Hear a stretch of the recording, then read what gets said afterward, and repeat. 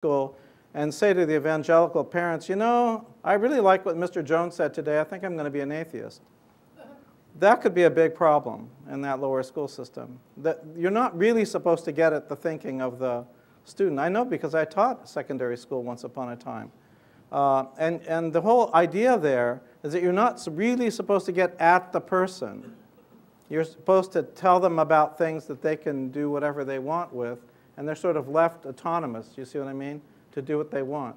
Now, the problem with that, particularly in a university situation, is that ideally what you'd really like to teach someone is how to become an intellectual. In other words, how to internalize all this material, how to live all this material, not just to learn about art history or music history or a literary, text, but the fact that once that person leaves, they're going to be attached to that work and they're going to come back to it on their own. That's going to enrich their lives. And that's going to be a lifelong process. You might call it lifelong learning. You'd like to instill that.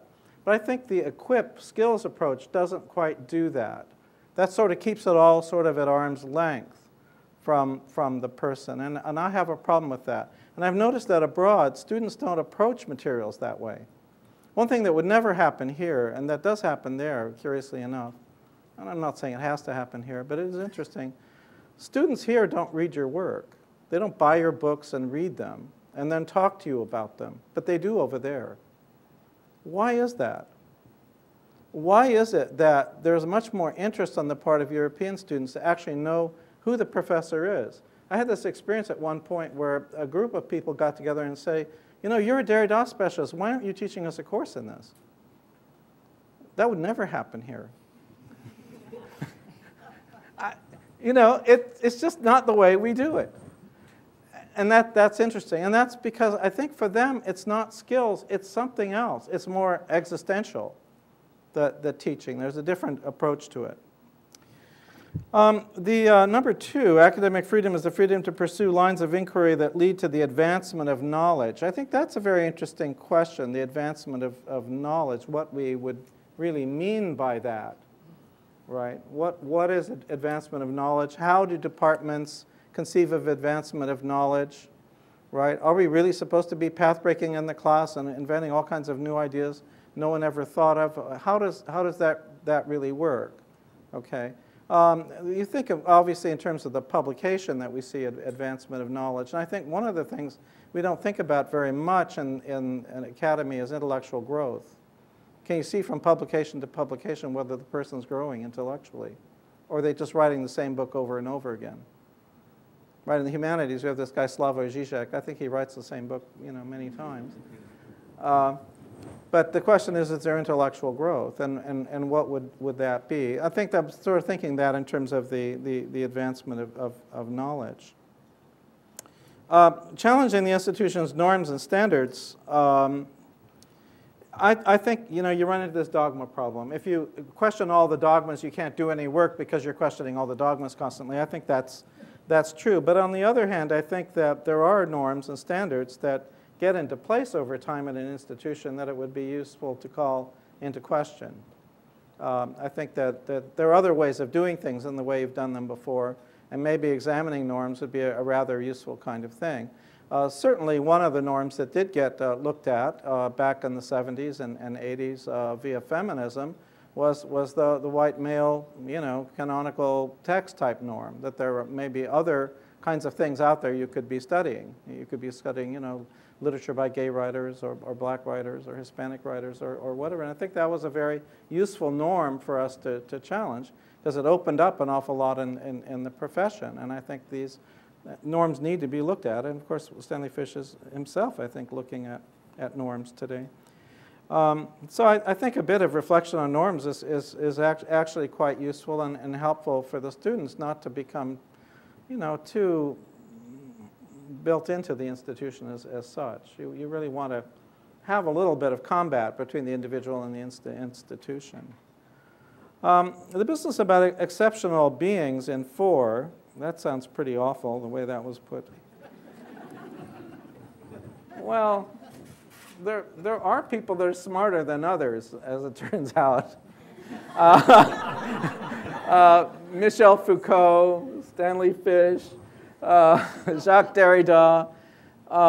there are these exceptional people, you know. I wouldn't consider myself one, but there are such people. And we go to these seminars and we know that these people are pretty exceptional.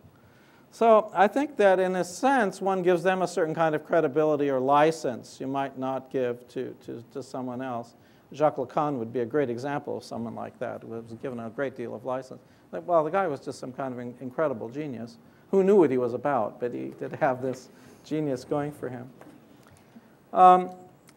The fifth one, as I pointed out about the, you know, where you're living in a kind of totalitarian regime, you'd never have the freedom to oppose a tyranny, oppression, exclusion, racism, discrimination, and things of that nature. I think it's always important in an educational setting to be probing those issues. What I would agree with Stanley Fish with very much is to militate against advocacy. That is to say, to advocate for a particular political position, particularly when you have, say, freshman students who don't know where you're coming from, and you're just barraging them with all these political ideas and orientations. I don't think that works. I think you get a lot of resistance. I was very resistant as a student to that. It was going on a long time ago, and I didn't like it. But I think that one can probe these issues in a way that leaves the spectrum open for students to have their own ideas and their own political orientations. I have no problem with the student having a right-wing orientation to something, as long as they've thought through the problem, you know, thoughtfully, and they know where they are, and they can justify their position, and they can kind of understand the whole. It doesn't matter to me what the political orientation is so much. I think one just wants to be able to intellectually probe it and leave issues open. That's a very important thing. And I think in that sense, if we can have the academic freedom to do that, we're doing a lot, and I think we're helping people quite a bit. Lastly, I would say that, and this is more of a personal thing with me, I tend to see the classroom more psychologically than most people do. I think there is something like group therapy going on in there, in the sense that you're interacting personally with other people that you haven't met before. And you're working through your own career as a teacher as well. These folks come to you in a very small moment in a longer career, and you're working stuff out from long ago, or you're working your own problems or whatever, not psychological problems, but, you know, intellectual issues. And so the students are with you for part of a journey that you're on. They may recognize it, they may not, but I think that's an important aspect. And I think there is something that transcends the mere teaching, again, of skills or ideas or a poem. I mean, I teach a poem because it matters to me in some deep way. I know, Stanley, you do that too. I mean, you teach Milton because it matters in some deep way. And that's what the student is picking up on. They may not pick up necessarily on all the technological aspects of what goes on in the poem, but they know that for some reason this poem or this painting or this symphony really matters to this person. This is actually crucial to their lives. And in that sense, you develop what in Germany people would call Überlieferung, the delivery of a tradition to another person. You're actually giving a gift to another person from yourself to another. And you're giving the freedom of that person to take this thing and do with it what they want. But in a sense, they are internalizing it. It makes their lives meaningful for them as it has for you. And I think that's a very important part of that process. I mean, I guess I would call that the transference in a kind of Freudian sense. And a lot of transference in a class, very complex issue. But I think that's part of the transference. I think is a very important part of the teaching.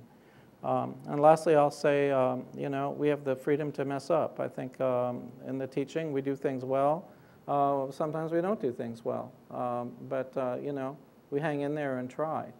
And so we ought to be given the freedom, the license to muddle along, as Winnicott would have said, to muddle along as best we can and to do what we can and hopefully to make that experience as positive as we can.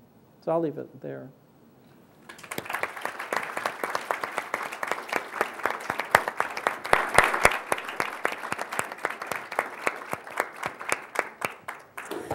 Stanley? Oh, You no. have a challenge before you, which is that we're under the gun with respect to time, but I know you'd like an No, opportunity we to don't. respond to the panel. We're not that much under the gun. I think I'll just say one thing and then ask. Perhaps we could ask people. Is that the reason that I rudely interrupted when you said value-free is that I think that there are two things that I bridle at when I hear them as descriptions of my position. One is the value-free phrase, and the other one is the adjective neutral. And I never say value-free, and I never say neutral.